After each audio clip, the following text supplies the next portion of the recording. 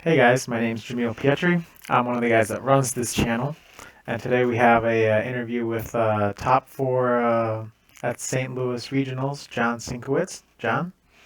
Hi, thanks for having me. I'm John Sienkiewicz, top forward St. Louis Regionals this past weekend with my Night March Tauros deck. Yep, I have the deck up on screen right now, so anyone that's watching can see your exact list. A couple of our teammates played this list this weekend. Chris Hogue and Chris DeRocher both finished top 128 with this Night March list. I played a Toad Decidueye list that I'll get to later for top 64, and John took this almost all the way, top 40. Except for my auto loss. It happens.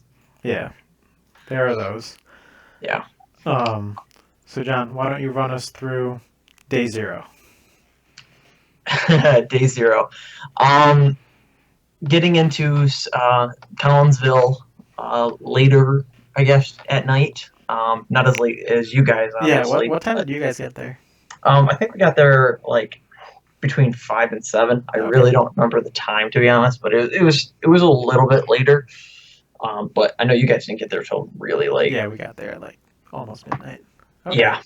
Um, but we managed to get a few games of testing and build a couple decks. And prior to this event, I had been going into regionals for the past 3 or 4 weeks, convinced I'm playing Evil Tall Maxis, just because of how well it did against a wide variety of matchups. And you don't need Maxis and everything, but it just certainly helps improve matchups across the board. So I had been feeling really good about it.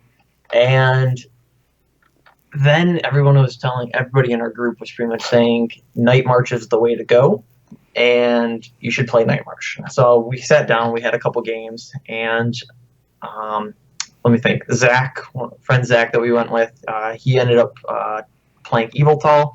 I took Night March. He beat me 3-0. So it was like, okay, well, I'm not really seeing how you Night March is that great. So I swapped decks, and then he still beat me like 2-1 with playing the worst matchup ever. So it was just like I couldn't figure out really what I was doing wrong. But we got to talking afterwards, and he was showing me that like you just got to conserve your resources, and he showed me how great Night March really is when you play it correctly, which I was totally not. I was just blowing through everything turn one. Um, and so late at night, I think at around midnight, I took apart my Evil Tall list, and I was like, all right, somebody, Chris, Hogue, give me your Night March list. I'm going to play that tomorrow. So that was my day zero. Okay. And just for everyone out there, the full credit for this list goes to Alex Hill, Sean Foisey, and Christopher Szymanski. Yep. I believe the three of them were the one that came up with this. Same deal for my Toad Decidueye list. That's only a couple cards off from them. Yeah, they Um, seem to be pretty good at deck building. yeah, yeah, they know their stuff. Yeah. All right, so day one, it's go time. Um, yeah, day one. Um, I've never done well at a regionals in the past. I typically go something like 5-0, 5-4, 6-3. I've never made day two before, but typically my record tends to be on average around like 6-3 or so. So I wasn't expecting much going into this tournament, but I got off to an okay start, I guess. Round one, I faced Jake Heated playing Turbo Darkrai, which I really don't consider to be a good matchup for um, Night March, just because it's going to have 180 HP plus a Fighting Fury Belt puts you at 220. And if you happen to have to attack with Pumpkaboo, you have to do a total of 240 because of resistance. And if you're deciding to go ahead and attack with your Joltix, they're going to use the Night Spear Darkrai and go ahead and KO like two at a time or any Joltix on your bench. Yep. Which is why you run Mr. Mime, obviously. But if you can't get that out, or they play Hex Maniac, or whatever the reason may be, it can be a kind of a rough matchup. But I managed to pull off a win against him just by using Tool Scrapper to get rid of the Fighting Fury Belts at the right time, getting everything in the discard pile, Went pretty well. Round 2, I faced Mike Grouse, again playing Turbo Darkrai, and he did a very fantastic play game 2. I won game 1, and then game 2 he went ahead, and at one point in time he had I always forget the stadium. Reverse Yeah, Valley? Reverse Valley. Yeah, Reverse Reverse Valley. Valley, thanks. He ended up putting down a Reverse Valley, attaching a Fighting Fury Belt to a Night Spirit Darkrai, and Lysandering a Shaman, playing Hex Maniac to turn off Mr. Mime, ended up KOing the Shaman and a Joltik on my bench. So he took 3 prizes in one turn, and it was just like, there was no way I could come back from that. So it was a very good play onto his part. He had all the right cards at the right time. It was just, so we managed to get a tie in that case. No time for it to finish game 3, but it was pretty good. Round 3, I faced Evan Cole playing Exceligor. Exceligor. Yeah.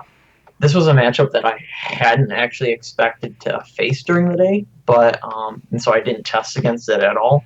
But overall, I figured it'd be a pretty much 1-to-1 prize trade. So whoever got the first attack off and didn't give up an EX pretty much wins. And more likely than not, he would miss the double colorless energies compared to me getting everything when I need it. I managed to win game 1, and then game 2, I promoted my Mew from Fate's Collide, KO'd something, probably an Exceligor or something like that, or a Shelmet that I Lysandered. And he had no Shamans on his bench, but he ended up benching a Mew EX, retreating to it, and then using an attached DC, and then Sky Returned using my own Shaman.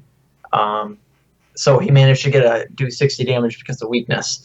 And so that actually ended up putting him ahead in the prizes, and I couldn't make a comeback from that. So, again, a slight overlook on my part, but a very good play on his. So, so we ended up in a tie for that one. Ended up tying that one too.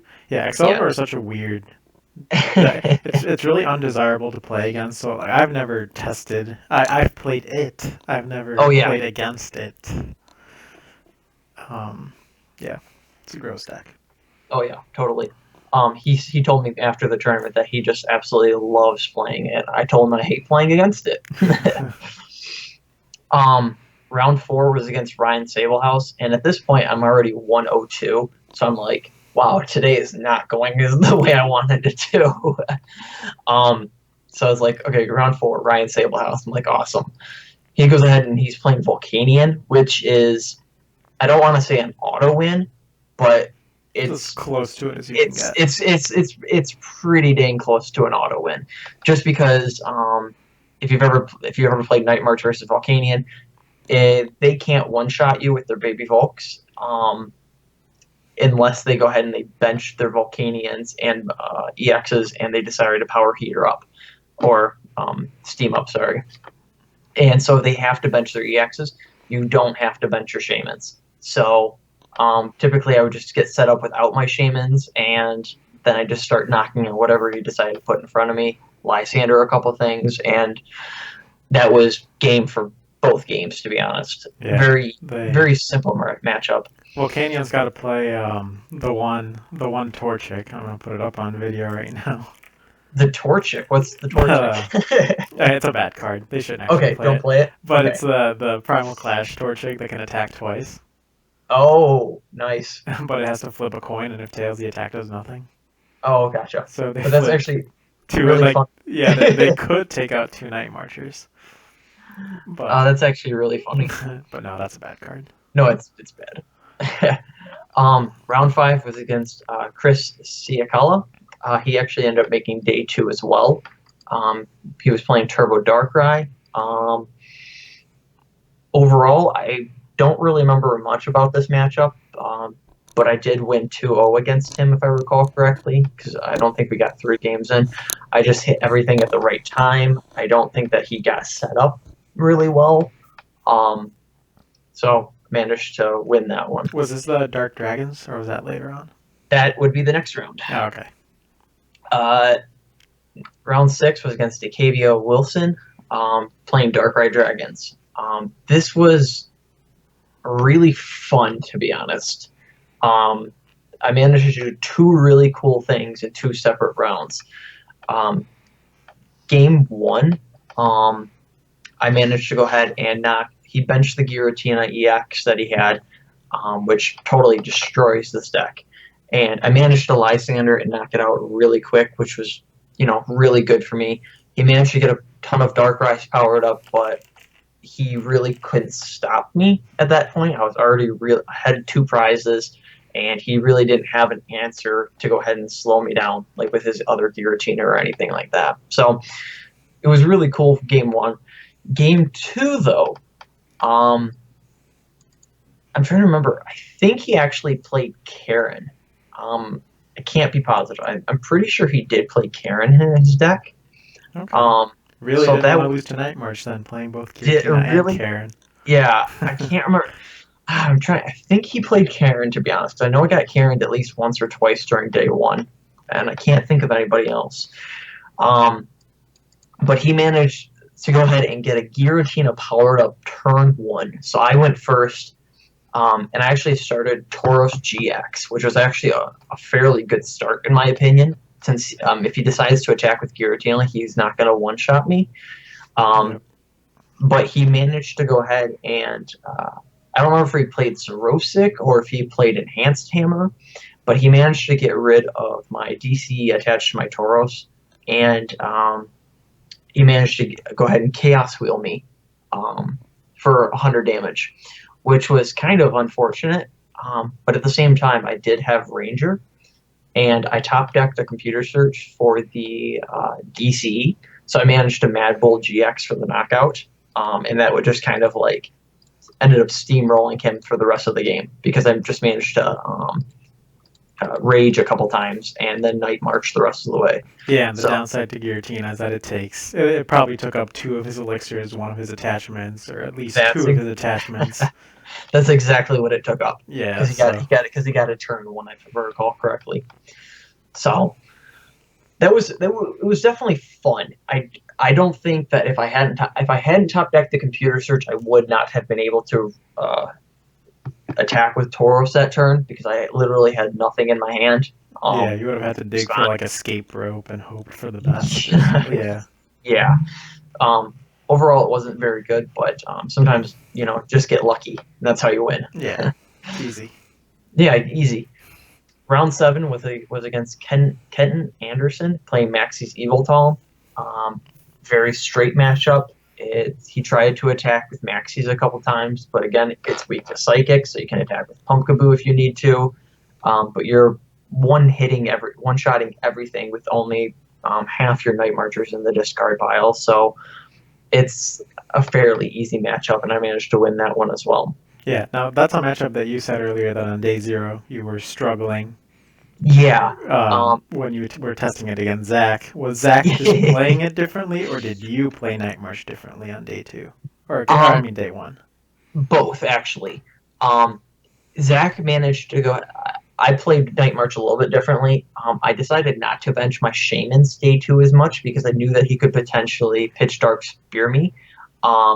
Which on my Shamans, which was what really ended up getting me when I was doing my playtesting day 0. Okay. And that's one of the things that Zach ended up doing. He managed to go ahead and mainly focus on using Pitch Black Spear to go ahead and take a couple knockouts here and there. So he would Lysander a Shaman, do 60-60, and if I Sky Returned, he'd take a knockout next turn. Take one and if I retreat and I take a knockout, he could potentially Lysander and take a knockout on 2 Shamans. Yeah. So he played it very well, and then I just opted to play a little bit differently against that matchup. So awesome that we tested. Otherwise, who knows? Yeah, that's how you learn. Yeah. Round 8 was against James Zimmerman playing Turbo Darkrai. Again, Turbo Darkrai I don't think is the best matchup unless you just play it really well. We managed to go to a tie. I don't remember much about this at all, to be honest. Just know that it ended in a tie. Round 9 was against Matthew Terry playing Mega Ray. I don't know if he played Karen or not. Um, he could have been the one that played Karen. I know I faced at least one or two people playing Karen on day one. But Karen really doesn't do anything for Night March. You just can if they decide to Karen you and you only have half your Night Marchers in the discard pile, you can play your other two battle compressors. You can puzzle of time for even two more battle compressors and get everything back in regardless. Yeah, they would have to carry you super late game, and by then the damage is already done. You know, like Yeah, you're gonna be so far ahead. yeah, especially when you're weak to lightning anyway. Yeah. So it's just an easy matchup overall. If I recall correctly, Chris Hogue ended up saying that he ended up getting Karen like 7 times over the span of 3 games. Yeah, Chris got carried a lot more. I'm not 100% sure what his matchups were either, but Sure.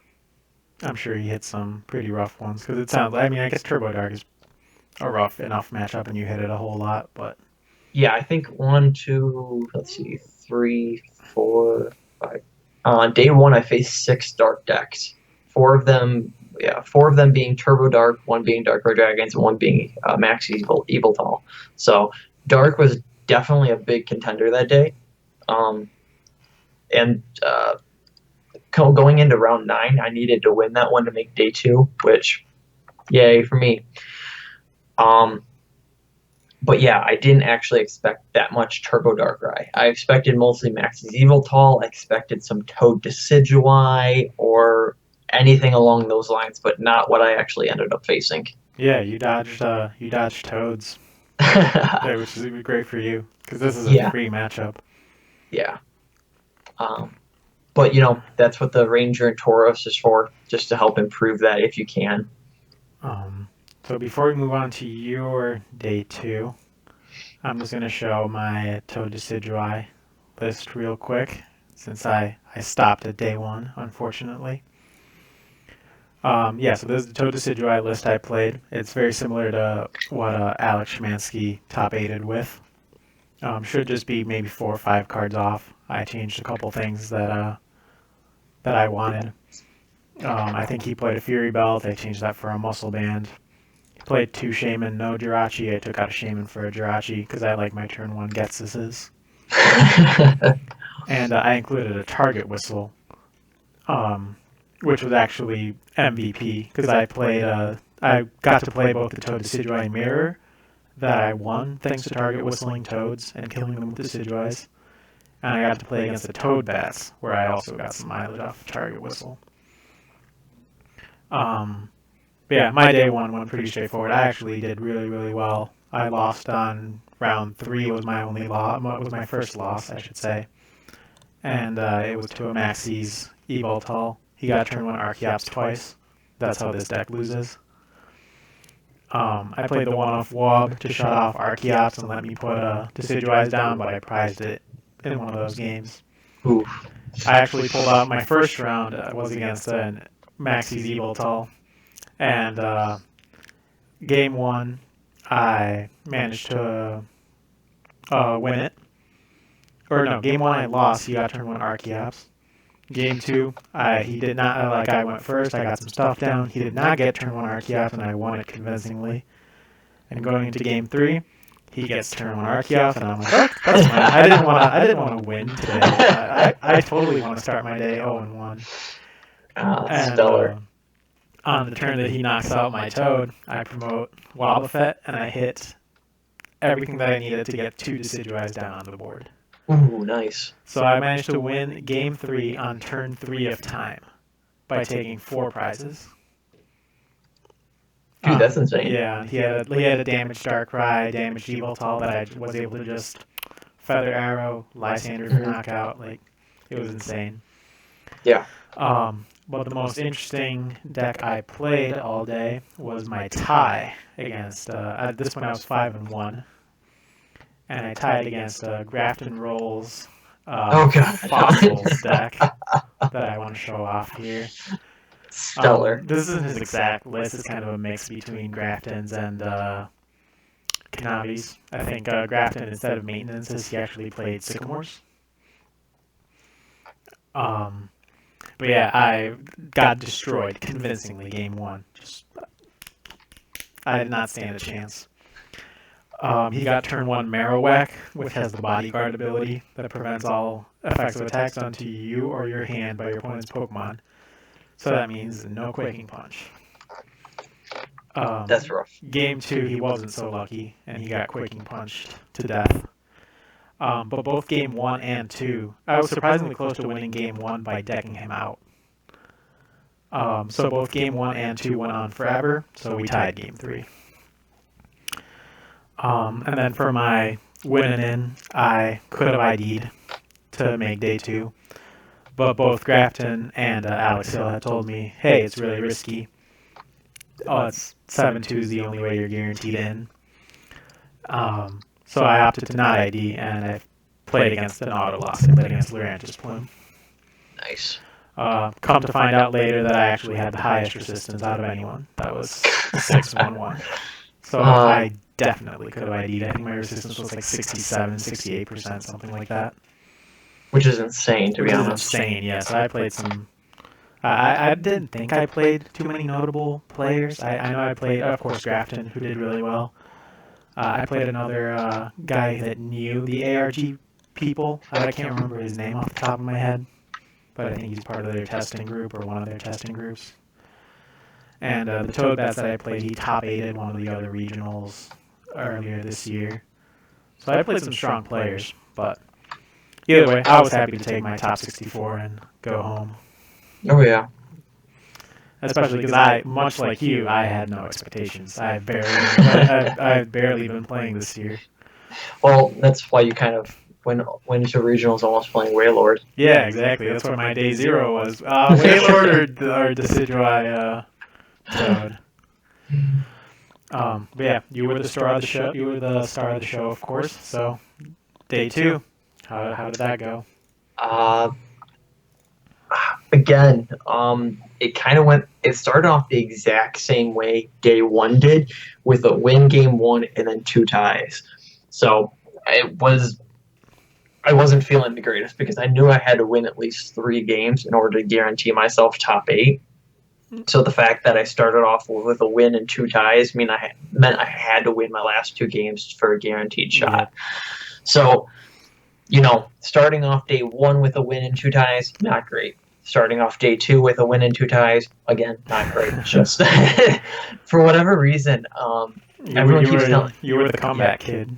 Yeah, everybody was like, "Okay, you're playing Night March. You should never tie. I don't even know how you're tying, but you are." I'm like, I don't know either. I just shuffle slow. I don't know.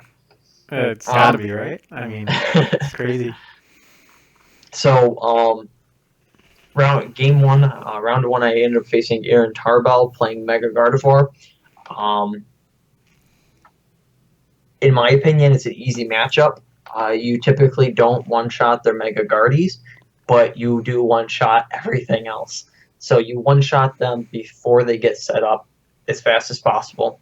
And he did play Karen. I know that for a fact. He Karen'd me a couple times, but I managed to go ahead and just Lysander a Shaman when I was busy getting set back up and knocking it out with a Joltik.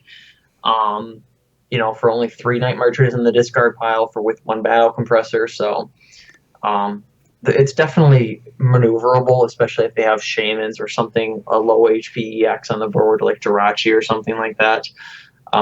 Karen doesn't really hurt Night March. It does set you back a little bit, but it's definitely manageable. Anyway, I think, if I recall correctly, neither game that we played lasted more than 6 turns, just because I got off to a great start both games, and he was kind of stuck powering everything up, trying to get everything out, and it was just a favorable matchup for me overall. Yeah, that's crazy. In my head, that's a much more even matchup than apparently it is in real life. Yeah, even with Karen, I guess that sets you back the most, but overall, I still think it's a favorable matchup. Just from what I have been testing with it, and how those couple games went. So. Yeah, and you during those matchups, I know you mentioned yesterday, you never attacked into a Gardevoir for him to max potion, right? you were always finding. Correct. Yeah, a couple people had suggested, hey, it has such high health that you might want to sky return into it. You might want to go ahead and attack into it, and you might have to two-shot it. But they do play max potion and everything. But I don't think I prized almost any Night Marchers both games, so I was able to hit the nice numbers real easy. With just a regular Gardevoir only having 170 HP, I can just attach a Fighting Fury Belt, and I only need 8 Night Marchers in the discard pile. So it's not unreasonable in the slightest, to be honest. Yeah, not at all. So, let's see. Round 2, facing Andrew Mahone, playing Rye Eels. Sorry. I'm always going to say Ray Eels. It's always the deck that's fun. Yeah, right. I wasn't looking forward to this. Andrew Mahone is a great player, and I knew I honestly felt going into the match that he could easily outskill me. He could have tricks up his sleeves. I'm pretty positive he played Karen. Yep, he did. He yeah. Karen. So I don't think he actually ended up playing it either of our matches though. So that was definitely interesting because it doesn't really do much because Raikou has such low HP anyway. If I Tool Scrapper the Fighting Fury Belt, I don't have to do that much damage to knock it out in one hit. He did play it very smart though. He managed to go ahead and get his bench filled up with Eels and Raikous and discarded all of his EXs, Shamans, Jirachis, everything that I could use to go ahead and target whistle. Any given point in time, he made sure his bench was full. So he did a really great job in preventing me from target whistling and taking a lead by knocking out an EX. So kudos to him. He did a great job. We managed to tie that round. I think I won game 1, and then game 2 he managed to go ahead and Lysander, I think, 2 of my Shamans because I couldn't get set up. Okay. So I really needed to bench them. Otherwise, I knew I would have lost the game anyway. So it was a risk I was trying to take. I had to take for it. Okay, yeah, I was going to say, because that seems like it would be a favorable matchup just because you're attacking ASAP. He has to set up and evolve things before he gets the single attack off. Yeah, and I definitely tried. There was a couple different ways I could have played it. I could have knocked out his Raikous early on before they had a chance to get powered up. But what I opted for was I opted to go ahead and attack the Eels, so to prevent him from getting set up. But looking back, I think I should have just focused on the Raikous, just because if I knock them all out, he's not going to have anything to respond with. Yeah, exactly. Did you ever get to use Hex in that matchup? Because I know that, if you have the knockout on Raikou when you Hex, you kill the Raikou, he's dead in the water. Not a single time. I know that it got suggested to me a couple times, like, hey, this is what you need to do. You need to go ahead and Hex. You need to knock it out. But I can't remember if it was prized one game or if I just didn't think of it. But at no point in time did I get an opportunity to properly do that. Right. So did you get any mileage out of Hex at all this day 1 or day 2? Hex was actually the most useless card for me. Yeah, I was gonna say it sounds like it would be. Right? No, I feel like in a format that Greninja is more prevalent. Oh, absolutely. Then yeah, absolutely. Maybe can't help against Trevenant. Yeah, Trevenant. Pretty much everything. I didn't. I don't. If I recall correctly, I actually did. My mistake. I did Hex one time. I managed to Hex when I was playing against Exceligor. Okay. So I managed to prevent Mew. Yeah, but he did go ahead and he kept, because I think he Sky returned the Mew into his hand, and then he promoted the Exceligor, and I knew he was just gonna deck and cover, so I hexed him, but he just went ahead and deck and cover with the normal Exceligor. Yeah. So I didn't find that it was a worthy inclusion in the deck. I think it could have been used to devote to something else. But at the same time, I could have been just playing too fast, and not taking the time to go ahead and say, "Hey, I'm just going to hex you so you can't set up. I'm going to hex you so you don't do any of this or any of that." Yeah, and if you hit certain matchups, like I said, if Greninja, it's a meta call, right? If Greninja had been more prevalent, if Trevenant had been more prevalent. Yeah, I definitely think that it's overall a worthy inclusion in the deck. If you don't know what you're going to be playing going into an event, definitely play Hex because it can swing some matchups heavily in your favor. Yeah. But nothing I played really needed it. Okay. So round 3 of day 2. Round 3, I ended up facing Marcus Guy, really great guy. No pun intended.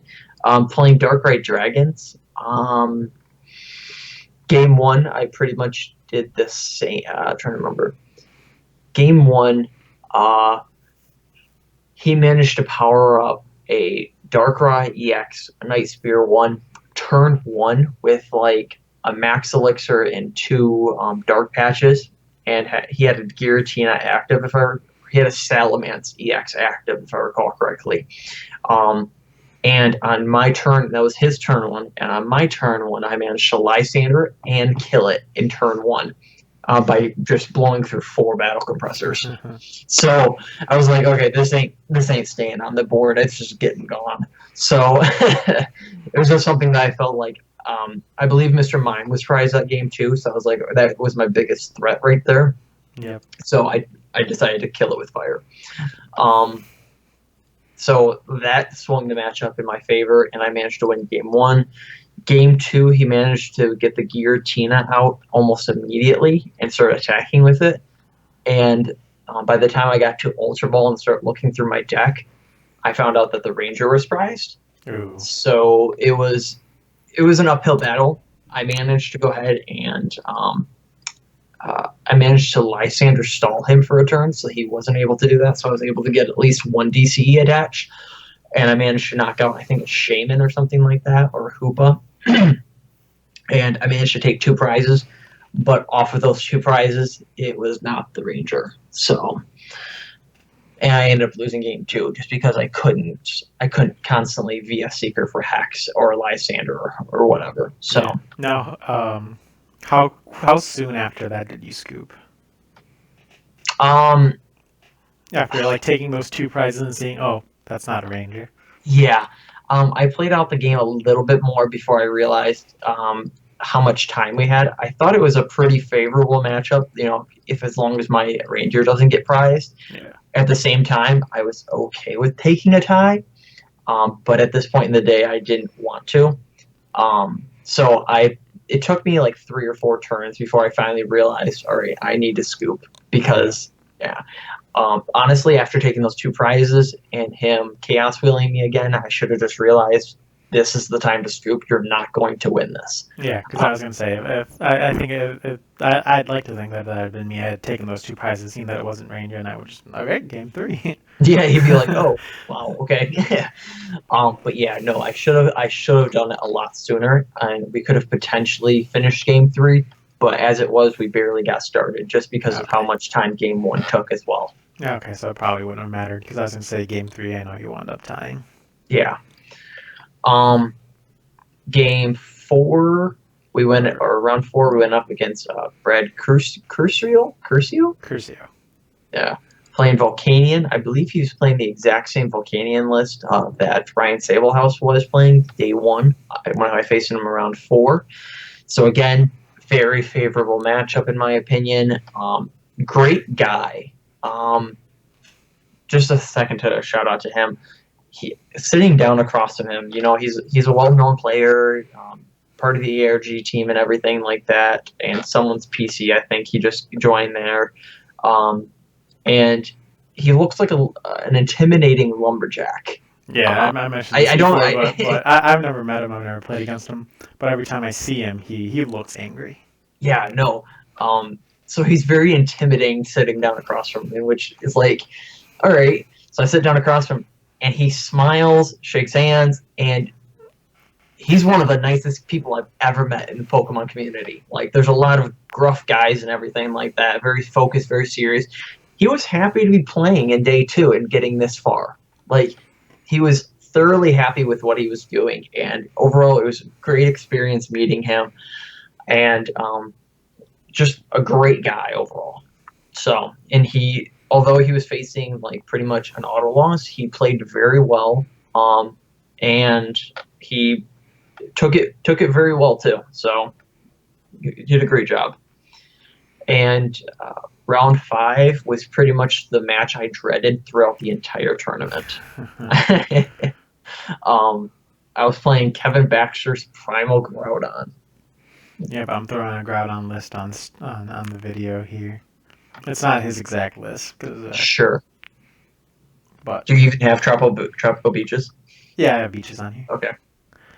But yeah, we were at that point. My car was driving back, and we were like, "Oh my God, John Sienkiewicz! Like you've played all these heavyweights day 2, and your winning is the best Groudon player in the world." Yep. Like, oh, okay. As soon as they said like, "Oh, he's playing Kevin Baxter Groudon next," I was like, "Oh, Groudon's a favorable matchup for Night March." And then Chris DeRocher was like, "Oh, but Kevin is literally the best in the world at this deck." So I honestly think that I think that Primal Ground is not a favorable matchup for Night March, especially if you bench Shamans. Even if you don't bench Shamans, I still don't think it's a favorable matchup, because there's not a lot you can do. You can't. Oh God. Okay, so game 1, I Lysandered his Primal Groudon. I don't know what came over me. You don't play against Primal Groudon, you don't play against the Asian traits enough anymore, and it was just kind of like, okay, I can knock it out right now. I'm going to. So, or I don't remember how I was going to knock it out, but I was going to. I was like, okay, I'm Lysandering it up. I'm gonna put pressure on him. And so I Lysandered. He looked at me and said, okay. The judge looked at me. I looked at the judge. I looked down. And I was like, yeah, I'm really that bad of a player. So, going into my final round where I need to win in order to make top 8, and I Lysander a Primal Groudon, not starting. Not a great start. It could have been worse. You could have benched a Shaman under Wobbuffet's item or ability lock. I could have. I almost did as well. I ended up Ultra Balling for a Shaman, almost benching it, but then realized, okay, I need to Lysander that Wobbuffet, or otherwise it's not going to work. So, game 1, I managed to win decently okay. I managed to go ahead and knock out, I think, like 3 Wobbuffets early game. Just like getting set up turn 1, knocking out Wobbuffet, knocking out Wobbuffet, knocking out Wobbuffet. And there wasn't really a lot he could do about it while he's powering up his Primal Groudon. He then reverts to a Landorus EX, which he puts a Fighting Fury belt, a Focus Sash on it to prevent it from being one-shot. I Tool Scrapper off, one-shot it, and I'm down to 1 prize. Nice. So, yeah, it was just I think he scooped as soon as I knocked off the Focus Sash. I think he immediately scooped. Yeah, and went to game 2. Landorus is not a card that's commonly played in Groudon. I wish I could see his list. Yeah, no, I definitely like the inclusion. It gives you, as soon as they knock out your Wobbuffets, you do have another attacker ready to go, hitting the bench for whatever you need, setting stuff up for one-hit knockouts if you can't happen to knock it out with Primal Groudon. But doing 200 damage, especially if you have 2 strong energy attached, you're gonna be one-shotting everything except Wailord. Wailord's MVP. Oh yeah. So that was game 1. Game 2. I believe I either couldn't get Mr. Mime out in time or it was prized. Don't really remember, but I think he started Wobbuffet again. I managed to knock out 1 or 2 of them, and then he got Landorus and just started going to town on me. And so he took a couple prizes that way. I believe he knocked out 2 Joltics in 1 turn. I believe maybe because he played Hex. Can't remember. But I do know that he knocked out 2 Joltics at once. Or he knocked out the Mr. Mime and then a Joltik is what I think he did. I think he Lysandered the Mr. Mime. Yeah, I think that's what he did. And then from there, I had to bench a couple Shamans to help get set up a little bit more. And with the Primal Groudon, he just Lysandered and knocked him out. One-hit knockouts, no problem. So that was game two. And then game three, we're setting up, and I think we had only played one turn, and time got called. So um, he was turn zero. And so he went ahead and went. And by this time, I had already taken two prizes. I think I knocked out a primal. I had knocked out a Groudon already. Regular Groudon. Yeah, he started with it. He promoted the Landorus EX and attached a Focus Sash to it. I burned through my deck as fast as I could. I think I ended up grabbing a Teammates for a double puzzle to go ahead and grab a Tool Scrapper that was already in my discard pile and like a GCE or another Battle Compressor or something. And I managed to one-shot the Landorus EX. So that was my turn one. And unless he could do anything during his turn to stall me out, I was going to take another knockout coming into my turn three. So he ended up just scooping right there. So that was, I don't know if he did have anything or if he didn't, but either which way, unless he evolved into Primal Groudon. You were just going to kill another Groudon. Yeah. Easy. Yeah. Well, what I could have also done was I could be Target Whistle. That too. Lysander. So it wasn't like it was impossible, but time had been called and he just conceded. So okay. maybe he didn't have anything. I don't know. So that was the final win I needed to make top 8, which out of everybody that went to St. Louis in our group, I think I was the least likely player to make top 8. Oh yeah, for sure. Yeah, thanks. I don't. I don't think any of us saw it coming. I especially don't think Sean Foisey saw it coming since you were in his car. Yeah, he was probably planning to leave. He was like, "Okay, I didn't make day 2. No one else in our car made day 2. We'll be leaving at 9 a.m., guys." And I was on. I made day 2. when Chris said that you were going in Sean's car, I was a little sad. I was like, oh man, like I want to see you in our car. I want to see you in the Warsaw car. You guys had the fun car. But man, on the drive back, I was like, phew. Thank God, dodged a bullet. Oh. All right, so top 8.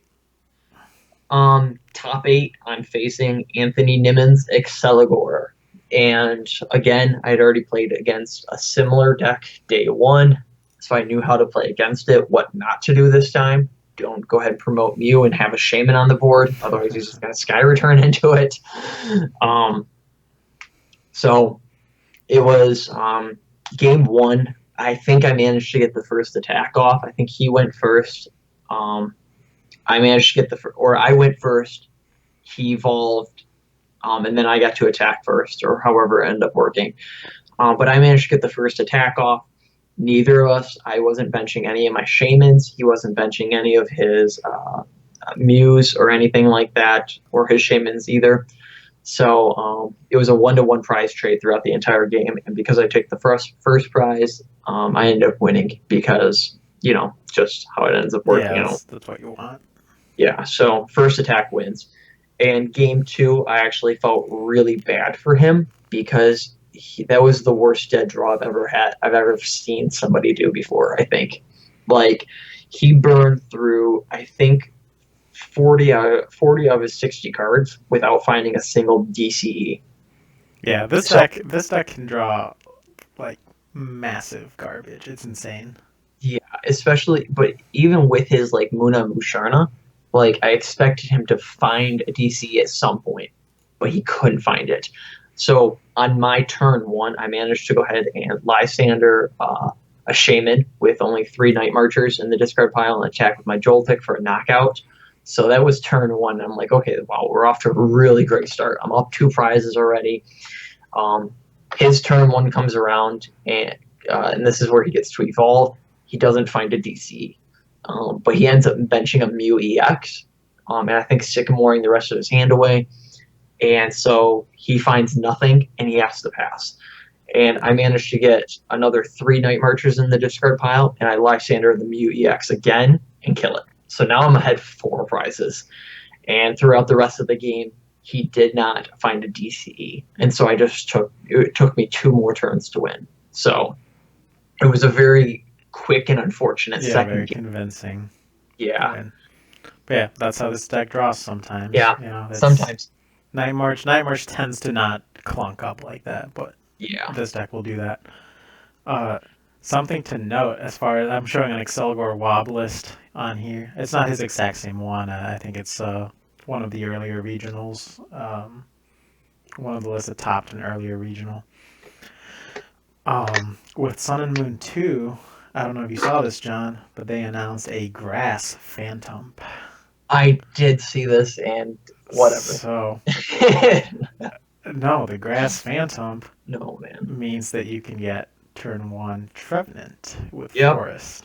Yep, I know. So, it's possible that Excelgor, Trevgor, which was an earlier version of this deck, where they used to play Phantoms and Trevenants, could see a resurgence because both Excelgor and Trevenant will benefit from Forest of Giant Plants. Yeah. So that could be disgusting to play against. Yeah, I definitely could definitely see people playing it if they get it set up correctly. I don't see any reason why it wouldn't be able to work. Yeah, I honestly think it might be easier to set up than this version, because one of the issues that Excelgor Wob runs into is that you play 4 Wob, you want to start Wob. Right. But then when you start Wob, you don't get to play your own Shamans either. Yeah. But Trevgor doesn't have that issue. Trevgor can dig for their own pieces to their item lock. Yep. ASAP. And it has that same it has like that same potential that Vileplume has, except it's easier because it's only a stage 1 instead of a stage 2, and it only affects your opponent, so you can actually build your deck well. So yeah, looking forward to that and expanded. Not really. Yeah, but yeah, it's definitely something to look out for. Yep. So anyway, your top 4. It was rough. It was really rough, to be honest. I was on stream, so that is on Pokemon's Twitch channel. I ended up facing John Kettler, and he ended up playing the same deck he did in Anaheim with just some slight changes for Expanded. He ended up playing Decidueye Vileplume, which is now apparently all the rave. Yep, I'm showing his exact list on the video right now. Yeah. By the way, you can find this list on Hey Trainer, the website that he runs. So shout outs to Hey Trainer. Yep. Yep, he does a great job. Going into the matchup, Chris Derosher actually said, "John, you better lose. You can't beat John Kettler. He's too much of a nice guy," or something like that. And it was just like, "All right, thanks, appreciate it." Chris was just worried that you were going to beat his best regional placement. Oh, that's what it was. Okay. Yeah, that's probably what it was. Okay, I thought he was actually like really concerned that I'd beat John. I was like, wow. You had him sweating bullets. Yeah. Well, because he came in 3rd, didn't he? Yep. Yeah. So I've still got to one-up him sometime. He's still got the upper leg on me though. So going into round 4, facing John Kettler. This is my first time on stream ever. And now is a running joke. When they post on stream, they show all of your accomplishments. We died. Everybody died because the only accomplishments I have are 2 League Challenge wins, and one of them was a lie because I felt like saying I have 1 League Challenge win wasn't enough. So I said I had 2 when I only had 1. Now, do they ask you, okay, what achievements do you have this season? No, they ask you overall. Okay, you've placed in cities before, I'm sure, right? Yeah, I've placed. There you go. Yeah, I've placed top 4 and a top 8, but that was like, I really didn't consider that very good, to be honest. If I top 2 cities, then it's okay. But yeah, either way, this matchup. No, very bad matchup for Night March. I watched the stream later on, and the commentators went ahead and said, whoever, we hate matches that come down to this, but whoever wins the coin flip has a huge advantage. Yep. And 100% correct. John Kettler won the coin flip, and turn one he managed to get down a Decidueye GX and a Vileplume. So item locked, nothing I could do. I don't think I managed to draw top deck the Hex turn one, but and despite all of my digging that I was able to do, I couldn't find another VS Seeker for another one. So it was just very rough for me, and I think I died within 2 or 3 turns. Yeah, it was a short game. Yeah. Game 2 was a little bit better. Yeah, game 2 you got our hopes up. A lot up. better, to be honest. I should say too, at this point they announced that the other round, like very very early in game 2, they announced that the other top 4 match had ended, and Mega Ray won. So at this point we were freaking out. We were like, oh my god, if John can pull this comeback off, he wins the regional. Like, he goes from 2 League Challenge placements to 2 League Challenge placements and winning Pokemon's largest ever regional. Yeah, starting off the day 1 at 103, 102 and winning regionals. That would be lit. But unfortunately, like game 2, I start off with Tauros GX and I get to go first. I get to do a little bit of digging. But honestly, I don't think I got through more than 15 cards in my deck. I was not able to dig very hard or very fast. I just, I think I had to play an end turn 1 or something like that, and it was just kind of like downhill from there. I didn't draw into anything. No Ultra Balls for my Shamans. Nothing really great, to be honest. So it was kind of unfortunate. I got set up a little bit with a few Night Marchers in the discard pile. I managed to get Tauros with a Fighting Fury belt and a DCE attached. He got set up fairly well. He managed to get a Vileplume up turn 1, and he didn't manage to get Decidueye. Yeah, it took him a while. Yeah. So what ended up happening was he ended up sacking, I think, an Oddish, a Gloom, and a Rowlet or something along those lines to my Tauros, just doing 70 damage with Horn Attack. So he couldn't get it set up in time, and then he managed to get the Decidueye GX set up, and he promotes the Vileplume. And at this point, I do have a little bit of damage on me, enough so that I could Mad Bull GX the Vileplume. But then again, I wanted to save that for a later time. And at this point, I'm 3 prizes ahead. I've only got 3 prizes left to take. Yeah. And I actually didn't expect him to promote the Vileplume. I think he made the correct call. But from my point of view, he kind of freaked me out. He promoted the Vileplume, and I was starting to freak out. Like, okay, why do you want me to kill the Vileplume? That's pretty much what's preventing my deck from functioning. Yeah. So why do you want me to kill that? I didn't really understand. So I figured that the best option, the reason was he had stuff in his hand that would help him get set up even better than he currently is. So I attacked once into the Vileplume to put 70 damage on it, and during my next turn, I opted to continually pass, just because I didn't know what he was planning, and I had been lucky throughout day 1 and day 2 fairly well, so I was hoping to draw into a Hex Maniac or Lysander to start hitting the Decidueye or just get set up even more so. And in hindsight, that was a terrible call. I actually think that I could have won that game if I had not done so. If I had knocked out the Vileplume, I would have been down to 2 prizes. And if he had put any more damage, if he had even did 1 Feather Arrow to me, I would have been able to Mad Bull GX for a knockout, on the Decidueye GX. So hindsight, definitely should have knocked out the Vileplume, and I'm going to regret that for quite some time. Just, getting too caught up in the moment about, like, hey, I don't know what he's doing, so I'm not going to play into his game. He didn't have a game. He was literally struggling to get stuff down. Yeah, he was sacking the Vileplume at that point because he didn't want to give you the Decidueye. Yeah, and I believe, from watching the stream, I believe he actually ended up prizing 3 of his 4 Grass Energy. Yes, So that was game 2. He prized a bunch of grass energies. It yeah, was so yeah, he'd had nothing, and yet I took it as like he had stuff, but he needed to get set up without the biofilm in play. So I did a bad judgment call there. Kind of regret it. But then again, going into game 3, if we had played, he would have been going yeah. He first, would have and gone first. He would have had to gotten super lucky. yeah, I can't. I honestly, if I was in his shoes and we were 1-1, I would have burned everything I had to get that biofilm out turn Yep. 1.